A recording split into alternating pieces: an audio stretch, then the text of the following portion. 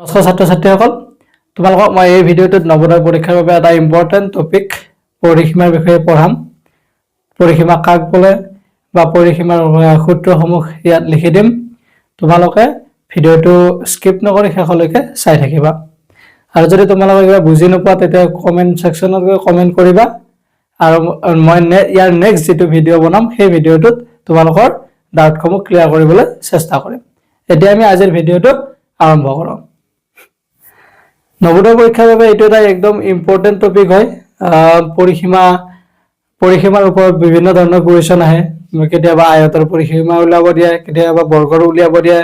বা কেতিয়াবা কিছুমান বেলেগ বেলেগ ধৰণৰ শ্বেপ দি দিয়ে, আকৃতিৰ নাম দি দিয়ে, সেইবিলাকৰ ওপৰত কি উলিয়াব দিয়ে? পৰিসীমা উলিয়াব দিয়ে। আমি আজি এই ভিডিঅ'টোত আয়তৰ পৰিসীমা আৰু বৰ্গৰ পৰিসীমা কেনেকৈ উলিয়াই সেইটো আমি চাম।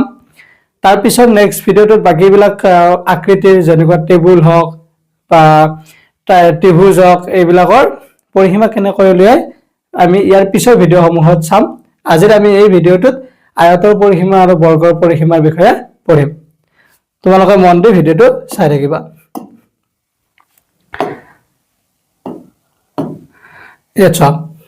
প্ৰথম পৰিসীমা কাক বোলে আমি পঢ়িম, তাৰপিছত আয়তৰ পৰিসীমা আৰু বৰ্গৰ পৰিসীমাৰ সূত্ৰসমূহ পঢ়িম। পৰিসীমা কাক বোলে? কোনো এটা বন্ধ ক্ষেত্ৰৰ সীমাৰ চাৰিওফালে এপাক ঘূৰিবলৈ অতিক্ৰম কৰা দূৰত্বকে ক্ষেত্ৰটোৰ পৰিসীমা বুলি কোৱা হয়। মানে এটা ধৰি ললো ঘৰ এটা চাৰিটা কাষ থাকে, তুমি চাৰিওটা কাষ যেতিয়া ঘূৰিবা এপাক, সেই এপাক ঘূৰোতে যিমানখিনি দূৰত্ব অতিক্ৰম কৰিবা সেই দূৰত্বটোকে কি বুলি কোৱা হয়? পৰিসীমা বুলি কোৱা হয়।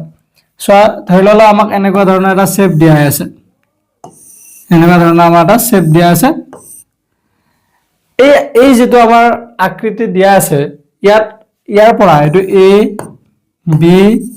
চি ডি, এই এ বি চি ডি যিটো আমাৰ আকৃতিৰ বস্তু এটা দিয়া আছে, এই এৰ পৰা বি লৈ বা বিৰ পৰা চি লৈ, চিৰ পৰা ডি লৈ আৰু ডিৰ পৰা এ লৈ যিমানখিনি দূৰত্ব আমি অতিক্ৰম কৰিম সেই দূৰত্বটোৱে এ বি চি ডি আকৃতিৰ বস্তুটোৰ পৰিসীমাটো বুজাব। হল, পৰিসীমা কাকৈ বুজি পালাম। এতিয়া চোৱা, আমিতো পৰিসীমাসমূহ উলিয়াবৰ বাবে কিছুমান আমাৰ কি দিয়া থাকে? ফৰ্মুলা দিয়া থাকে। তাৰে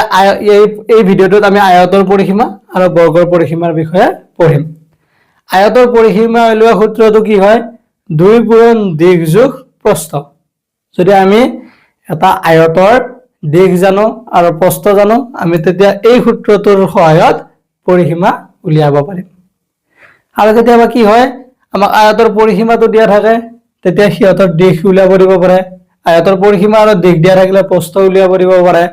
বা আয়তৰ পৰিসীমা আৰু প্ৰস্থ দিয়া থাকিলে দিশ উলিয়াব দিব পাৰে। ঠিক তেনেদৰে বৰ্গৰ পৰিসীমাৰ সূত্ৰটো কি?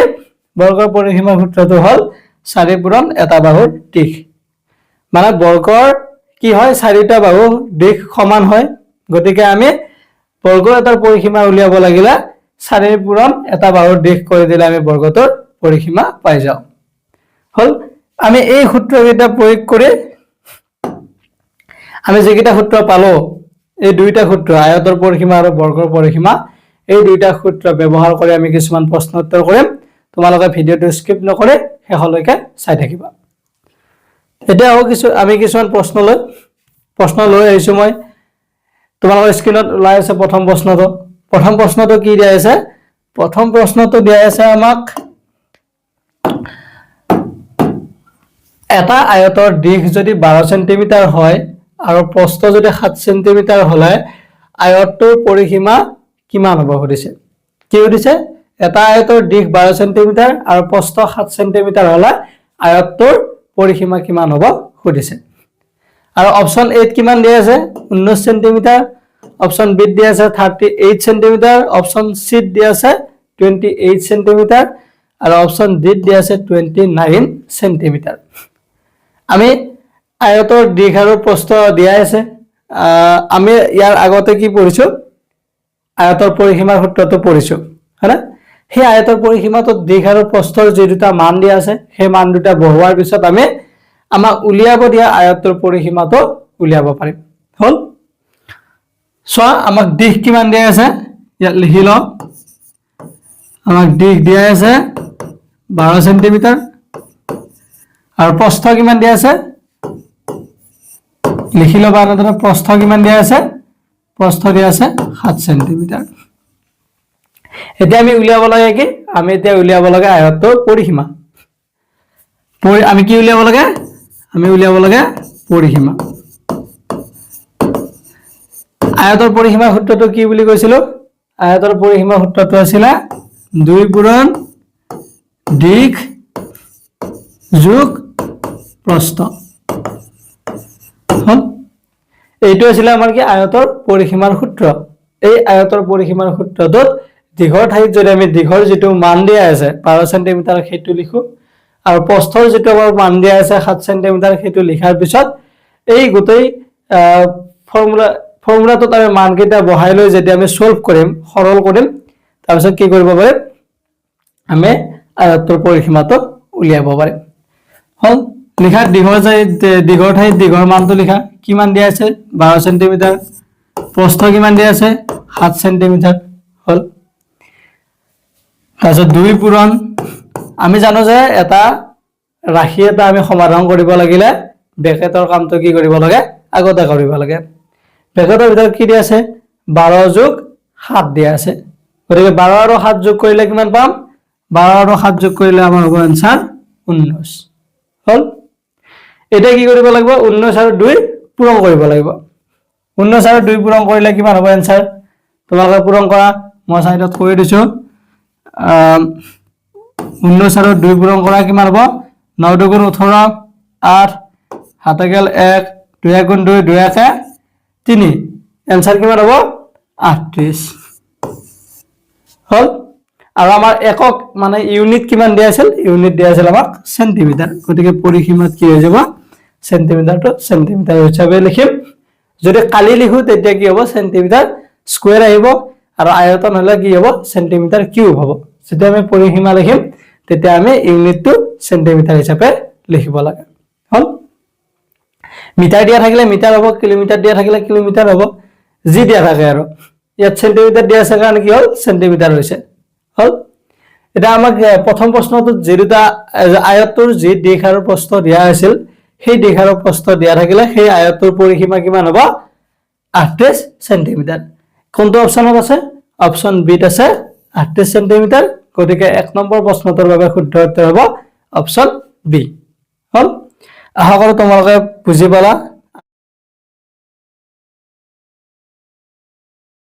এতিয়া আমি আহো 2 নম্বৰ প্ৰশ্নটোলৈ 2 নম্বৰ প্ৰশ্নটো কি দিয়া আছে এটা আয়তৰ দিশ দিয়া আছে 38 সেন্টিমিটাৰ আৰু পৰিসীমা দিয়া আছে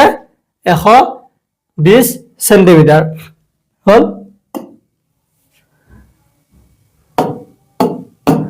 তেতিয়া কি উলিয়াব দিছে আয়তৰ প্ৰস্থৰ মানটো উলিয়াব দিছে আৰু অপচন এত কিমান দিয়া আছে 22 সেন্টিমিটাৰ অপচন বি দিয়া আছে 38 সেন্টিমিটাৰ অপচন সি দিয়া আছে 24 সেন্টিমিটাৰ আৰু অপচন ডি দিয়া আছে 28 সেন্টিমিটাৰ এটা আমাক কি উলিয়াব দিছে আয়তৰ দিশ দিয়া আছে আৰু পৰিসীমা দিয়া আছে আৰু আমাক আয়তৰ প্ৰস্থৰ মান উলিয়াব দিছে মই আৰম্ভণিতে কৈ আহিছো যে আমি যদি আমাক দিশ আৰু প্ৰস্থ দিয়া থাকে তেতিয়া আমি পৰিসীমা উলিয়াব পাৰো আৰু যদি আমাক পৰিসীমা আৰু দিশ দিয়া থাকে আমি তেতিয়া কি উলিয়াব পাৰিম প্ৰস্থ উলিয়াব পাৰিম আৰু যদি প্ৰস্থ আৰু পৰিসীমা দিয়া থাকে তেতিয়া আমি কি উলিয়াব পাৰো সেই সূত্ৰটো ব্যৱহাৰ কৰি আমি দিশৰ মান উলিয়াব পাৰো এতিয়া আমাক পৰিসীমা আৰু দিশ দিয়া আছে আমি সেই সূত্ৰটো ব্যৱহাৰ কৰি কি উলিয়াম প্ৰস্থটোৰ মান উলিয়াম হল আৰু সেই সূত্ৰটো কি দিয়া আছিল আয়তৰ পৰিসীমাৰ সূত্ৰ কি পৰিসীমা ইকুয়াল টু 2 পূৰণ দিশ যোগ প্ৰস্থ হল এবাৰ চাওক তোমালোকক মই এটা ফৰ্মুলা দেও প্ৰস্থ ইকুয়াল টু কি হ'ব তোমালোকে লিখি লোৱা মই তাত লিখি দিয়া আছিল যেতিয়া প্ৰস্থ উলিয়াবা প্ৰস্থৰ বাবে এটা ফৰ্মুলা থাকিব এই ফৰ্মুলাটো ইউজ কৰি হ'ব প্ৰস্থ ইকুয়াল টু কিমান হ'ব প্ৰস্থ ইকুয়াল টু হ'ব যে পৰিসীমা হৰণ 2 2 ইফালে লৈ লাগি হ'ব হৰণ হৈ যাব পূৰণ হৈছিল গতিকে পৰিসীমা হৰণ 2 তাৰ পিছত কি হ'ব বিয়োগ দিশ হ'ব হল এই কামখিনি আমি আগতে কৰিব লাগিব তাৰপিছত তাৰ পৰা দিশটো বিয়োগ কৰি দিলে আমি প্ৰস্থৰ মানটো পাই যাম যেতিয়া আমাক এটা আয়তৰ দিশ আৰু পৰিসীমা দিয়া থাকিব আৰু তাৰপিছত প্ৰস্থ উলিয়াব দিব তেতিয়া আমি এই ফৰ্মুলাটো ইউজ কৰিম আৰু যেতিয়া আমাক কি দিয়া থাকিব দিশ দিয়া কি বুলি কয় প্ৰস্থ দিয়া থাকিব দিশ উলিয়াব দিব তেতিয়া কি হ'ব তেতিয়া তোমালোকে ফৰ্মুলাটো লিখি লোৱা তেতিয়া হ'ব পৰিসীমা হৰণ 2 বিয়োগ প্ৰস্থ হল তেতিয়া হ'ব এইটো যদিহে আমাক আয়ত এটাৰ পৰিসীমা আৰু দিশৰ মান দিয়া থাকে তেতিয়া প্ৰস্থ উলিয়াব দিলে এইটো সূত্ৰ ব্যৱহাৰ কৰিবা আৰু যেতিয়া আমাক পৰিসীমা আৰু প্ৰস্থৰ মান দিয়া থাকিব আৰু দিশ উলিয়াব দিব তেতিয়া উলিয়াবা এইটো সূত্ৰ ব্যৱহাৰ কৰি হল তোমালোকে এই সূত্ৰকেইটা লিখি লোৱা ইয়াৰ পিছত আমি 2 নম্বৰ কুৱেশ্যনটো সলভ কৰিম 2 নম্বৰ কুৱেশ্যনটো সলভ কৰিবৰ বাবে কোনটো ফৰ্মুলা লাগিব 2 নম্বৰ কুৱেশ্যন সলভ কৰিবৰ বাবে আমাক এইটো লাগিব প্ৰস্থ সমান পৰিসীমা হৰণ 2 বিয়োগ দিশ হল আচ্ছা প্ৰস্থ ইকুয়াল টু কিমান হ'ব এতিয়া পৰিসীমা কিমান দিয়া আছে পৰিসীমা কিমান দিয়া আছে পৰিসীমা দিয়া আছে 120 হৰণ 2 বিয়োগ দিশ কিমান দিয়া আছে 38 হল 120 ক 2 ৰে হৰণ কৰা কিমান বাৰ যাব মই সাইডত কৈ দিছো চাই লোৱা 120 হৰণ 2 কিমান হ'ব 2 ৰে 12 হৰণ কৰিলে 6 বাৰ যাব 6 দুগুণ 12 আৰু কিবা নামিব নেকি নাহে বাকি থাকিল কি শূন্য শূন্যটো কি হয় হৰণ কৰিলে অকল যদি শূন্য থাকে তেতিয়া কি হয় ওপৰলৈকে উঠি যায় হল কিমান বাৰ যাব 2 ৰে 120 হৰণ কৰিলে 60 বাৰ যাব হল বিয়োগ কিমান থাকিলে বিয়োগ 38 এবাৰ চোৱা 60 ৰ পৰা 38 বিয়োগ কৰা কিমান থাকিব কিমান 22 আৰু ইউনিট কিমান আছিল ইউনিট আছিল সেন্টিমিটাৰ হল গতিকে 2 নম্বৰ প্ৰশ্নটোৰ বাবে শুদ্ধ উত্তৰ কিমান হ'ব 22 সেন্টিমিটাৰ ইয়াৰ কোনটো অপচনত আছে অপচন 8 আছে গতিকে 2 নম্বৰ কুৱেশ্যনটোৰ বাবে অপচন এ হ'ব শুদ্ধ উত্তৰ হল তোমালোকে বুজি পালা না তোমালোকক যে মই অলপ আগতে দুটা ফৰ্মুলা দিলো প্ৰস্থ ইকুয়াল টু কিমান হয় পৰিসীমা হৰণ 2 বিয়োগ দিশ আৰু দিশ ইকুয়াল টু কি হয় পৰিসীমা হৰণ 2 বিয়োগ কি হ'ব প্ৰস্থ হল এই দুইটা ফৰ্মুলা তোমালোকে মনত ৰাখিবা এই দুইটা ফৰ্মুলা ইউজ কৰি তোমালোকে নিউমেৰিকেল কৰিব লাগিব ইয়াতে যেনেদৰে আমাৰ উলিয়াব দিলে কি দিশ আৰু পৰিসীমা দি থৈ দিছে উলিয়াব দিছে প্ৰস্থ ঠিক তেনেদৰে তোমালোকৰ প্ৰশ্নত কেতিয়াবা আহিব যে এটা আয়তৰ প্ৰস্থ দিয়া থাকিব পৰিসীমা দিয়া থাকিব আৰু দিশ উলিয়াব দিব তেতিয়া দিশ ইকুয়াল টু যে মই দিছিলো দিশ ইকুয়াল টু কিমান দিছিলো পৰিসীমা হৰণ 2 বিয়োগ প্ৰস্থ সেইটো ফৰ্মুলা ইউজ কৰি তুমি দিশৰ মান উলিয়াব পাৰিবা হল এতিয়া আমি আহো নেক্সট প্ৰশ্নটোলৈ চোৱা নেক্সট প্ৰশ্নটো কি আছে নেক্সট প্ৰশ্নটো দিয়া আছে এতিয়া আমি 3 নম্বৰ প্ৰশ্নটোলৈ 3 নম্বৰ প্ৰশ্নটো দিয়া আছে এটা বৰ্গৰ দিশ যদি 25 সেন্টিমিটাৰ হয় তেতিয়া বৰ্গটোৰ কি উলিয়াব দিছে পৰিসীমাৰ মান উলিয়াব দিছে হল অপচন এ দিয়া আছে 125 সেন্টিমিটাৰ অপচন বি দিয়া আছে 100 সেন্টিমিটাৰ অপচন সি দিয়া আছে 95 সেন্টিমিটাৰ আৰু অপচন ডি দিয়া আছে 80 সেন্টিমিটাৰ আমাক আয়ত এবাৰ কি দিছে আমি আগৰ প্ৰশ্ন দুটা কৰিলো আয়তৰ বিষয়ে এবাৰ প্ৰশ্নটো আমাৰ আছে বৰ্গ এটা বৰ্গৰ দিশৰ মান দিয়া আছে আৰু বৰ্গটোৰ দিশৰ মান কিমান দিয়া আছে 25 সেন্টিমিটাৰ আৰু যদি 25 সেন্টিমিটাৰ বৰ্গটোৰ দিশ হয় তেতিয়া কি উলিয়াব দিছে বৰ্গটোৰ পৰিসীমাৰ মান উলিয়াব দিছে আৰু সেই পৰিসীমাটো আমাক চাৰিটা অপচন দিয়া আছে সেই চাৰিটা অপচনৰ ভিতৰত কোনটো শুদ্ধ উত্তৰ হয় উলিয়াব দিছে চোৱা ইয়াৰে কোনটো হ'ব শুদ্ধ উত্তৰ আমি উলিয়াবৰ বাবে এই কুৱেশ্যনটো আমি কি কৰিম সমাধান কৰিবৰ বাবে যেনেদৰে আয়তৰ পৰিসীমা উলিয়াওতে আমি আয়তৰ পৰিসীমাৰ সূত্ৰটো ব্যৱহাৰ কৰিছিলো এবাৰ বৰ্গৰ পৰিসীমা উলিয়াওতে আমি বৰ্গৰ বৰ্গৰ যেটো আমি পৰিসীমা উলিওৱা সূত্ৰ আছিল সেই সূত্ৰটো ব্যৱহাৰ কৰিব লাগিব বৰ্গৰ পৰিসীমা সূত্ৰটো কি আছিল আগত মই দেখুৱাইছো প্ৰথম ভিডিওটো আৰম্ভণিতে দেখাইছো